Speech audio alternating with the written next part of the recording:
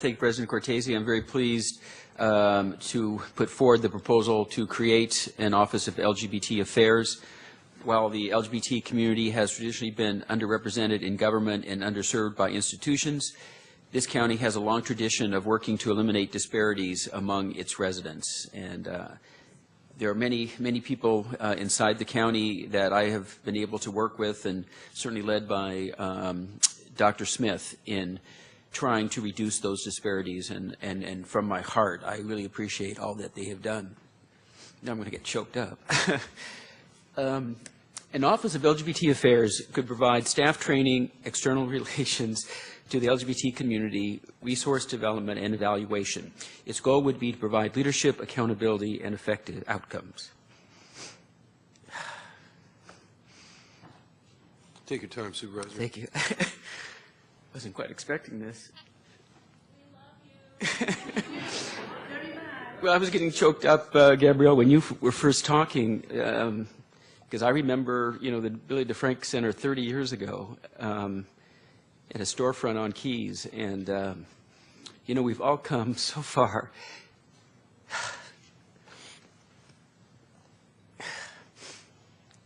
The city of Philadelphia has a mayor's office of lesbian, gay, and bisexual transgender affairs. In Washington, D.C., has an office of gay, lesbian, bisexual, and transgender affairs. There are no such offices at the statewide or the county level. The LGBT health assessment and our county conducted in 2013 revealed substantial health disparities. It showed a high level of need for social services, but a short supply of LGBT competent providers. I won't belabor the statistics, but I did want to share a few findings with you. While data suggests that LGBT people make up about 4% of the county's population, they make up 10% of the homeless adults. That number rises to 29% for homeless youth and young adults under the age of 25. A disproportionate number of youth in the juvenile justice system, 13%, identify as LGBTQ. Overall, respondents to the survey felt that there were not enough health professionals who are adequately trained to work with LGBT people, and more than 1 in 10 respondents reported some type of discriminatory treatment by healthcare professionals in the year prior. 1 out of 5 respondents experienced intimate partner violence, while 75% of them never reported these instances to law enforcement. I could go on, but I think that's a pretty good snapshot about what's happening in our community.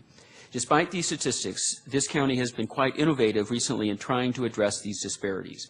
Over the past few years, the probation department has implemented a training program aimed at helping staff better serve LGBT youth under their care. Originally a 3-year grant, the program has been expanded to include other departments and rebranded Collective Pride. Last year, a specialized outreach and counseling program was created for LGBT youth who are homeless and disconnected from their families. At our last board meeting, we approved a contract to expand community mental health access for LGBT people of all ages. That's just part of the list. However, up until now, these efforts have been ad hoc. An Office of LGBT Affairs would keep these programs on track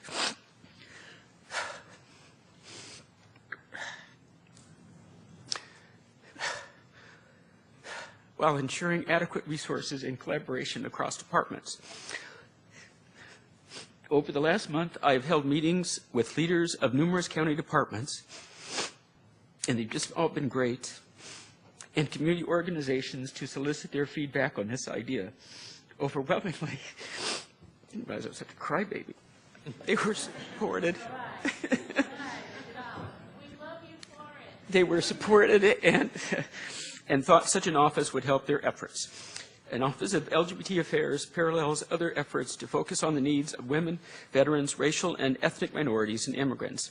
These offices focus attention on these unique needs of each of these, providing better services and planning for the future.